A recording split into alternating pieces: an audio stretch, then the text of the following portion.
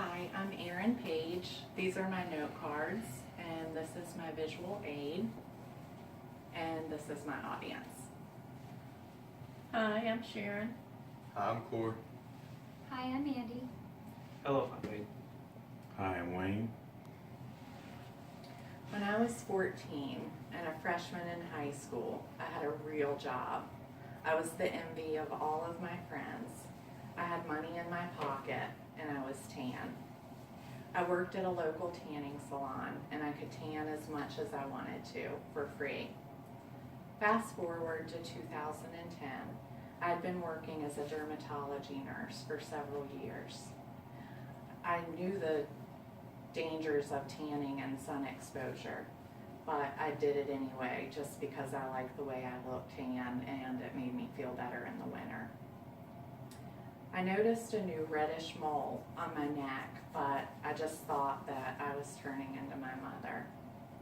It was in a place where my necklaces and seatbelt rubbed.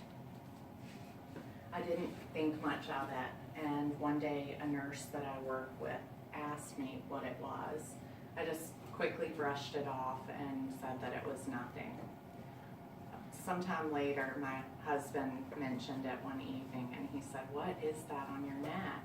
And so I thought, okay, I better get it checked out. I talked to the dermatologist that I worked with, and he was reluctant to remove it and leave me with a scar. I was still in my early 30s, but he finally agreed to perform a procedure called a punch biopsy, where a small plug of skin is removed and stitches are put in its place. The skin gets sent to a pathologist who looks at it under a microscope.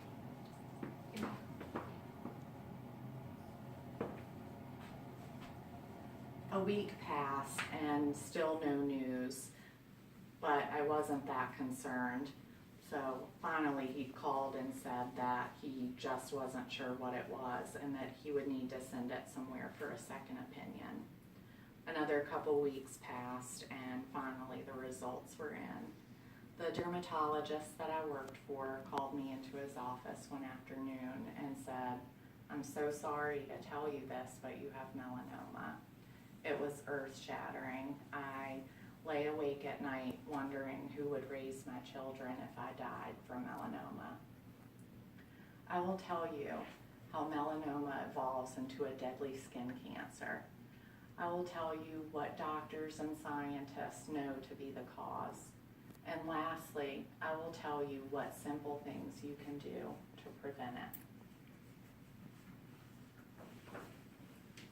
According to Barney Cannett of Saving Your Skin, if you are familiar with the word melanoma, you are probably at least aware that moles and freckles can sometimes turn cancerous. What you may not know is that melanoma is the most dangerous type of skin cancer. It has the tendency to spread and kill quickly.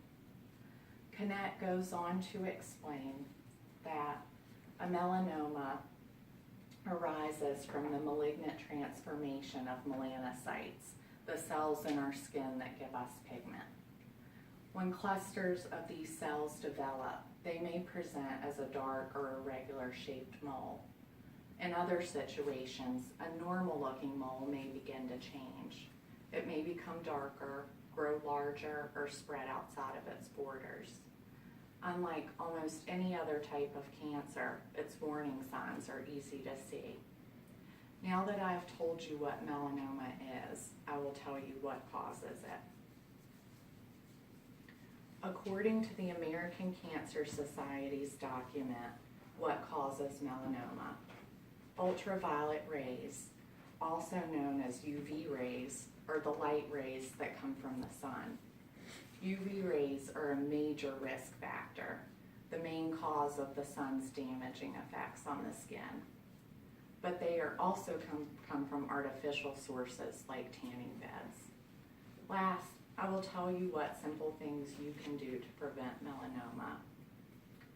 According to the American Academy of Dermatology, an annual skin exam is considered part of your routine physical and is covered by most insurances, including Medicare. According to Carol Caliano, the International Agency for Cancer Research classified indoor tanning devices as carcinogenic for human beings. Catherine Poole from Yale Press researched that as of 2010, the cost to Medicare to treat melanoma has risen to more than $5 billion annually.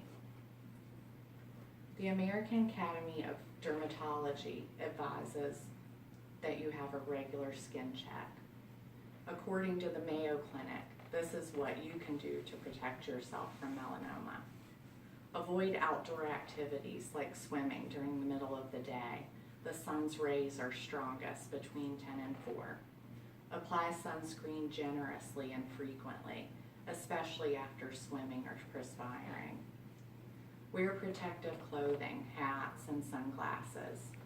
And last, become familiar with your skin so that you notice any changes to moles, freckles, or birthmarks. Ask a spouse or a family member to check your back frequently.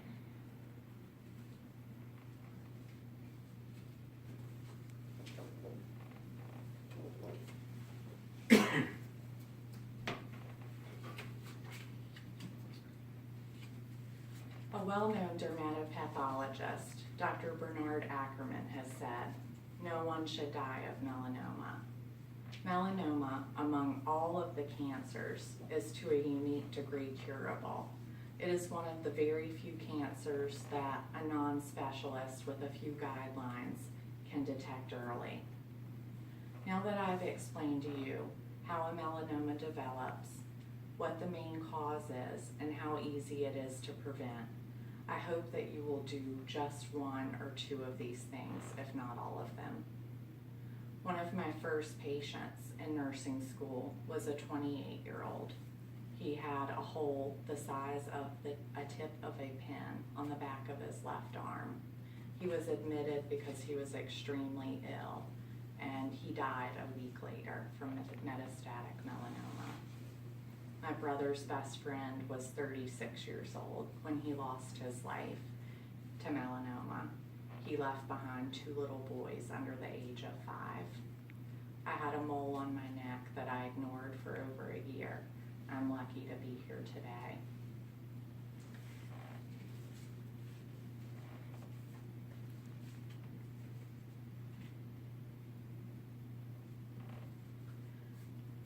Your skin is your largest organ. Get familiar with it and protect it. Teach your children to do the same. Wearing sunscreen should be as automatic as buckling your seatbelt. People like to say, "I look better tan." To that, I would tell them that a person dies every hour in the United States from melanoma.